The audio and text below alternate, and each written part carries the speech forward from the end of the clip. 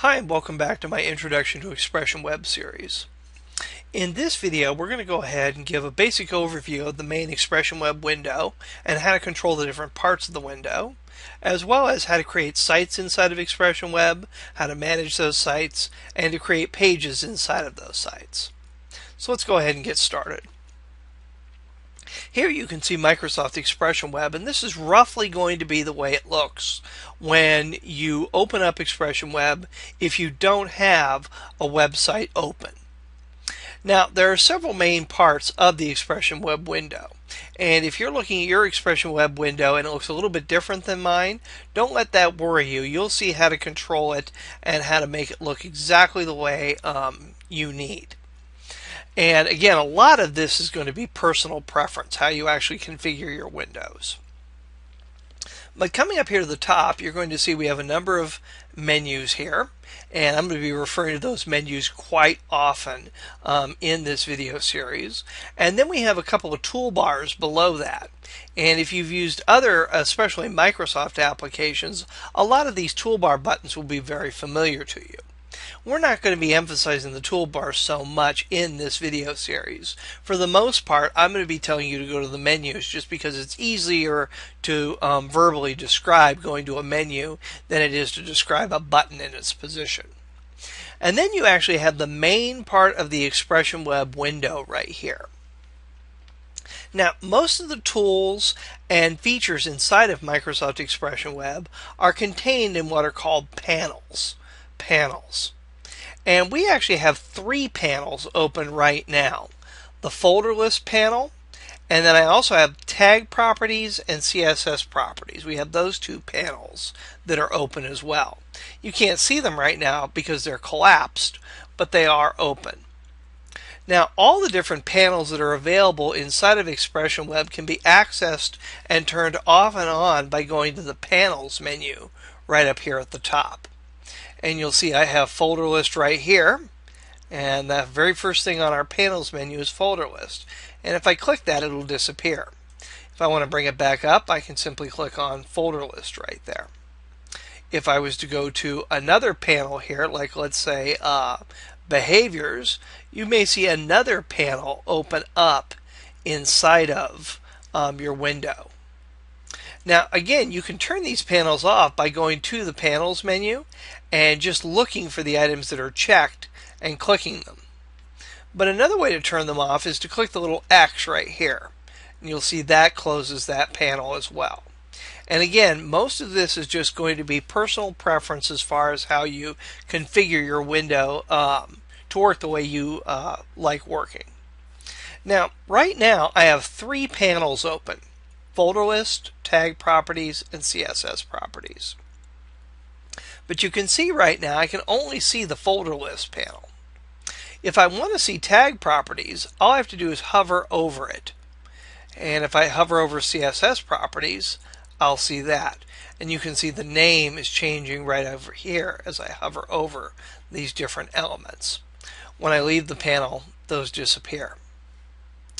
If I hover over this and click the little thumbnail right here, I'm sorry, the thumbtack right here, that's going to go ahead and turn that on and lock it in place. I can click on tag properties here and click that little thumbnail, and you'll see that one opens up and stays in place as well. So now I have the three panels open and I can see them all at the same time. If you want to hide these panels or collapse these panels but not turn them off so that they're available to you, you just simply click the little thumbnail here again, and you can see that item went over there. If I click that again, it opens back up. So now I'm back to where I just hover over these two panels to see them, but I can see folder list at all times. And the folder list panel is going to be something we're going to be using in absolutely every video, so I'm going to go ahead and leave that open. But again, if you need more space in your window, you can always click that thumbtack and then just open and close it as feels appropriate to you. So again, how you configure your window is entirely up to you. Just be aware of how you turn panels off and on and how you can make them stay open or collapse as I have them here. And again, since we don't have a website open, you're going to see the folder list right now is completely blank. And then also down here in the lower right hand corner, you're going to see a few more tools that we'll talk about in just a little bit. But that's a basic overview, and actually I need to open up my folder list there because I do want that to stay open. And that's just a basic overview of the Microsoft Expression Web window.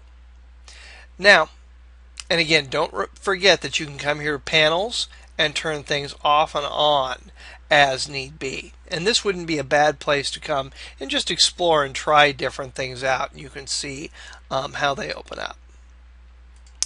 Now, the first thing that you need to learn to do inside of Expression Web is to create new sites and to create pages within those sites. Now, every website is going to be contained inside of its own folder. And that folder is called the local site folder, or some people call it the local root folder.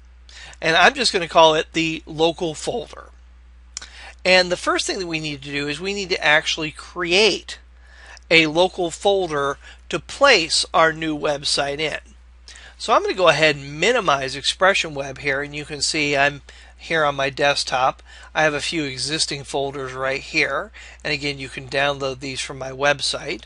There's the completed version of the project along with all the images and resources that we're going to need inside of the framework. But I'm just simply going to right click here and do New Folder and create a new folder, and I'm going to call it Fullerton Sample Site Working Copy. And I put working copy there on it so I could differentiate it from my completed version over here.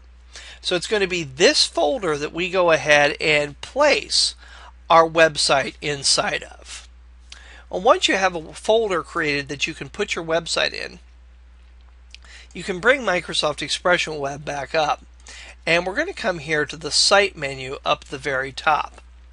And the Site menu is going to contain all the different commands that you're going to need to use to manage your websites. And you can see the very first option right here is New Site. So we'll go ahead and select that. And I want to go ahead and make sure General is selected here and Empty Site. So General and Empty Site. And the location down here, basically we need to use the Browse option to go find that new folder that we created. You always want to place your websites inside of a new folder.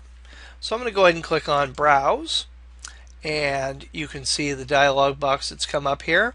I'm going to go ahead and go to my desktop, and I've got a lot of folders on my desktop for a lot of different projects, but you can see where is it there?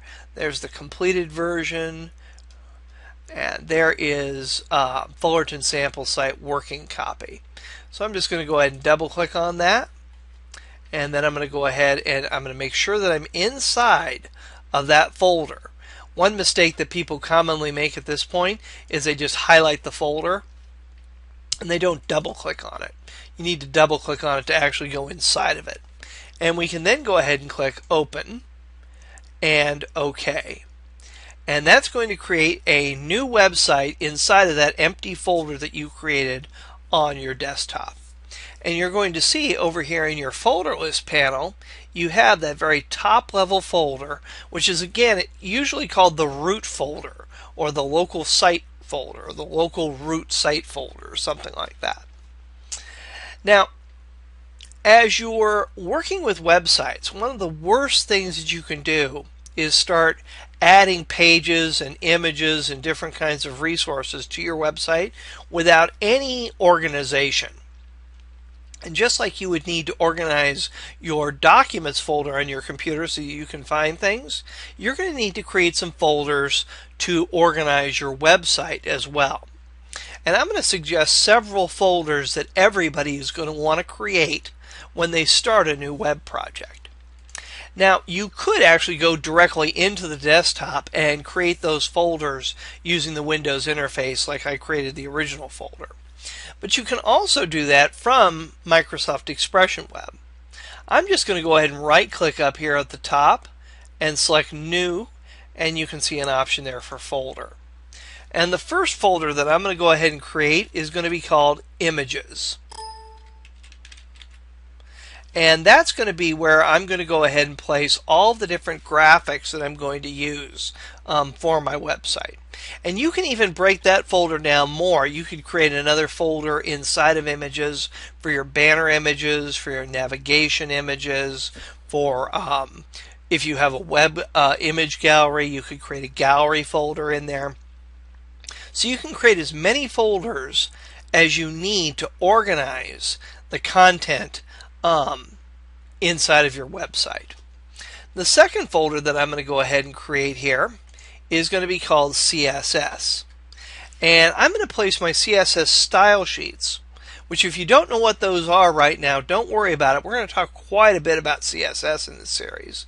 But I just like to create a folder to put my style sheets all in one place so everything is nice and organized.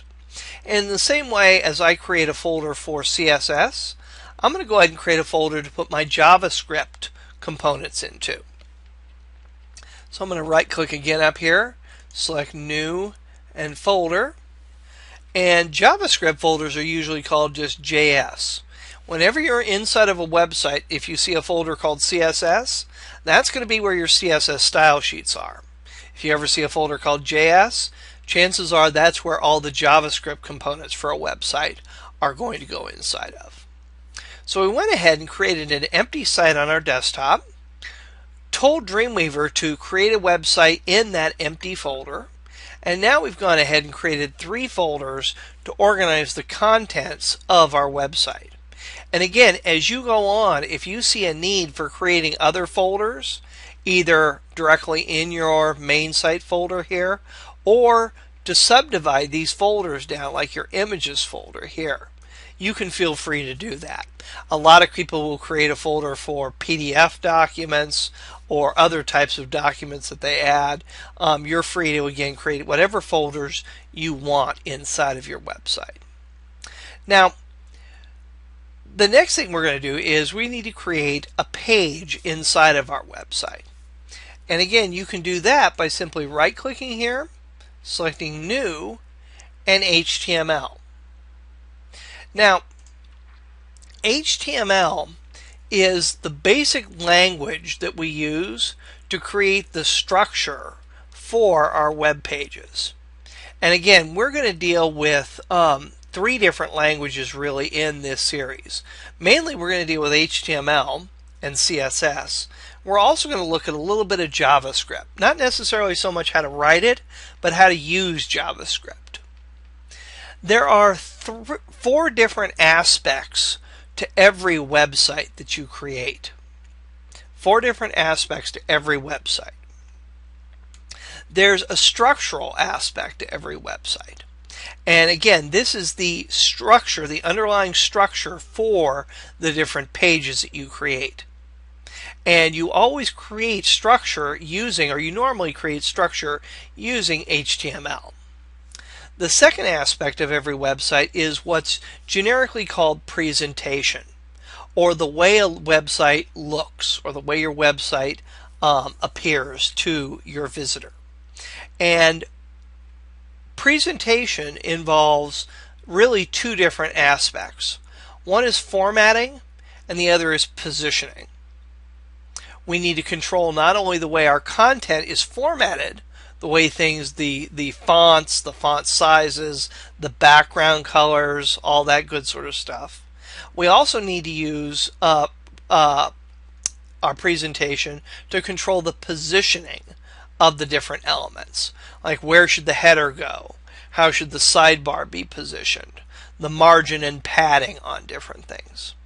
So the second aspect of every website is going to be presentation, which is both the formatting as well as the positioning of the different elements. And just as we use HTML to form the structure of our pages, we use a language called CSS, or cascading style sheets, to create the presentation, the formatting and positioning of the different elements. The third aspect of every website is content. And this is the text, images, tables, links, PDF documents, all the content that you want to actually show to your site visitors. And the fourth aspect of every website is action. What does the website actually do? And this could be anything from the fading banner, like you saw in our sample website, to an image gallery, to what happens when you click a submit button on a form. And action can be accomplished using a variety of different tools, but what we're going to focus on, and what most websites use to perform different actions, is a language called JavaScript. And to sort of cement this in your mind, you can think of a building as a model for a web page.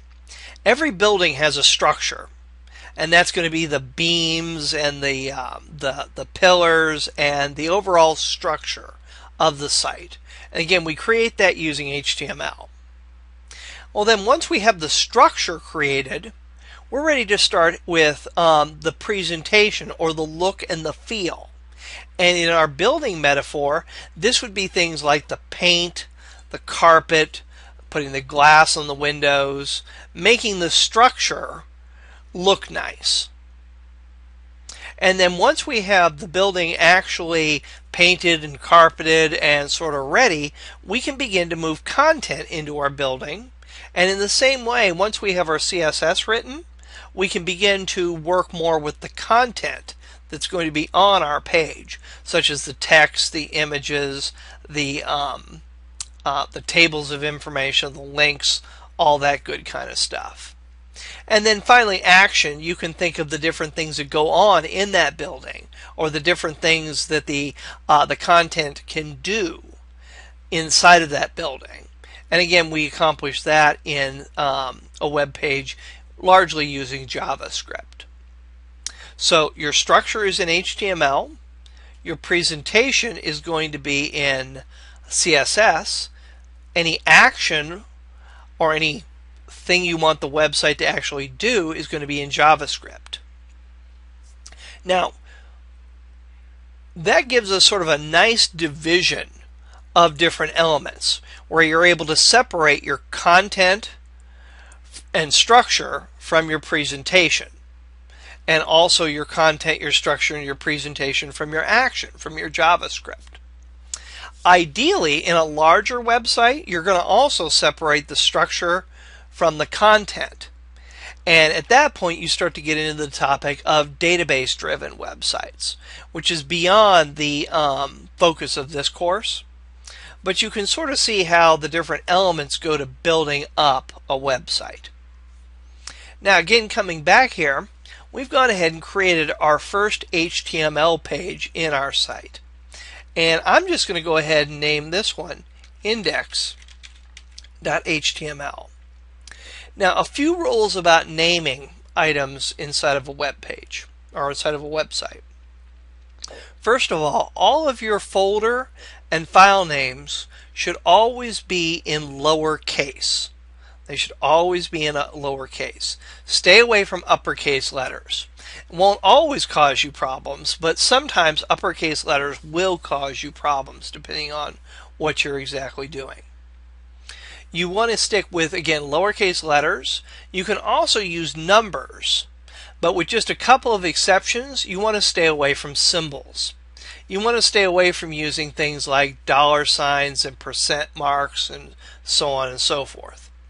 The two symbols that you can successfully use or safely use in your website are going to be dashes and underscores.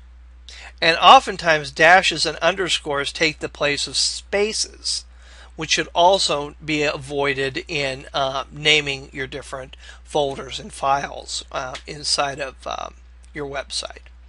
So you can use lowercase letters, numbers, space, dashes and underscores, but you should stay away from symbols and spaces and uppercase letters.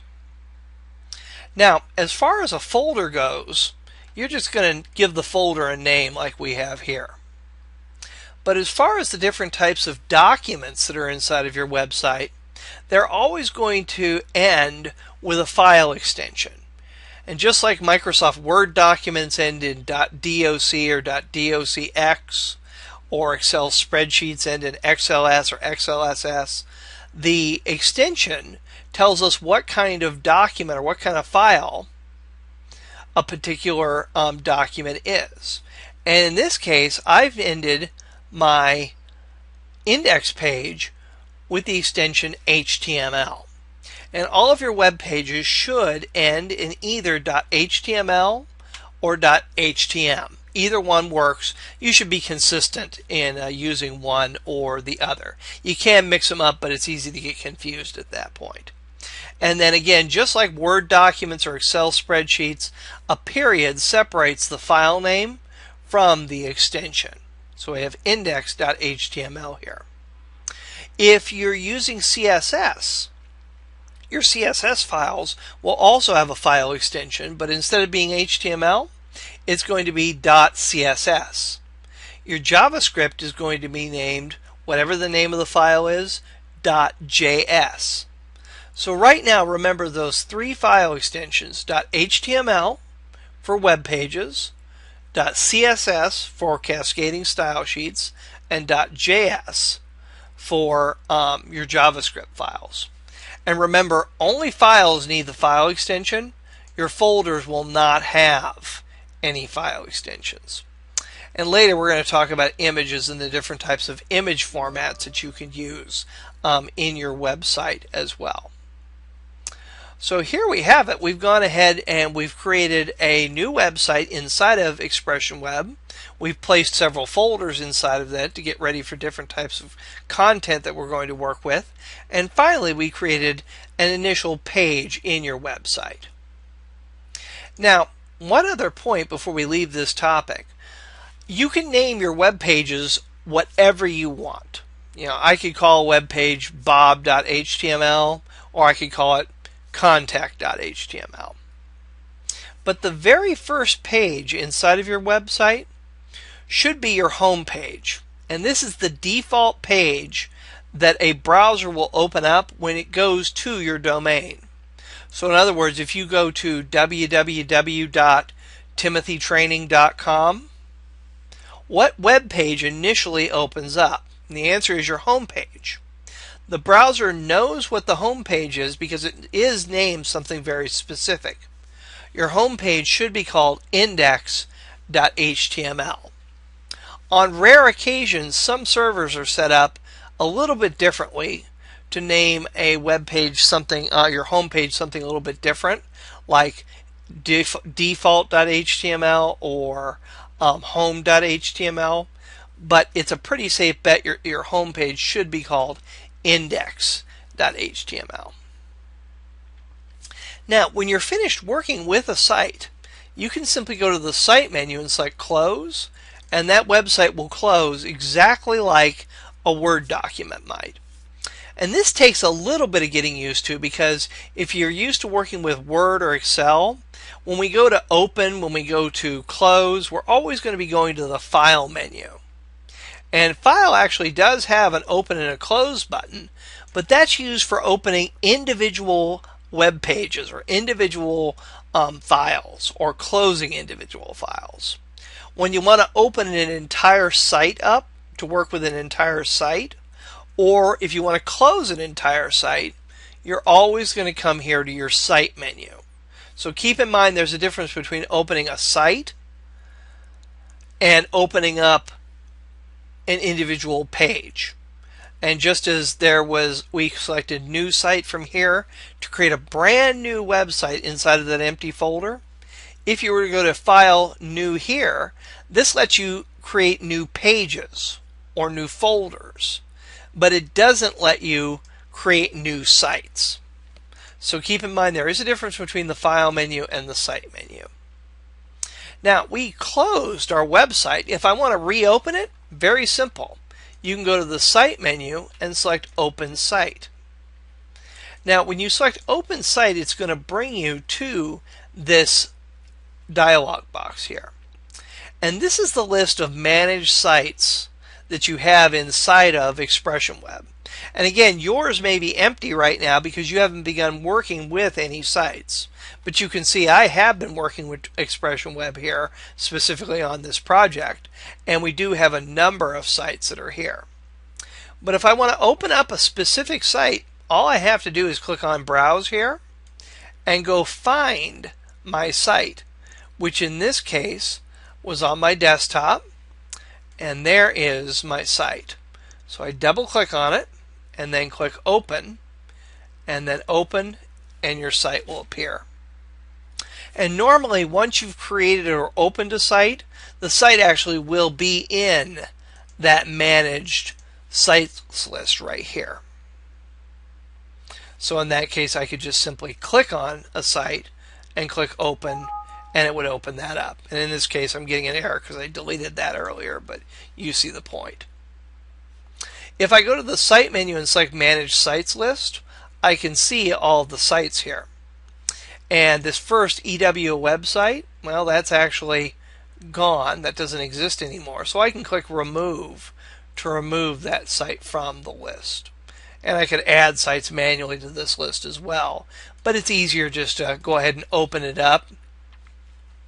And that should add that site to your Managed Sites list. And again, that option is right here where it says Add to Managed Sites List.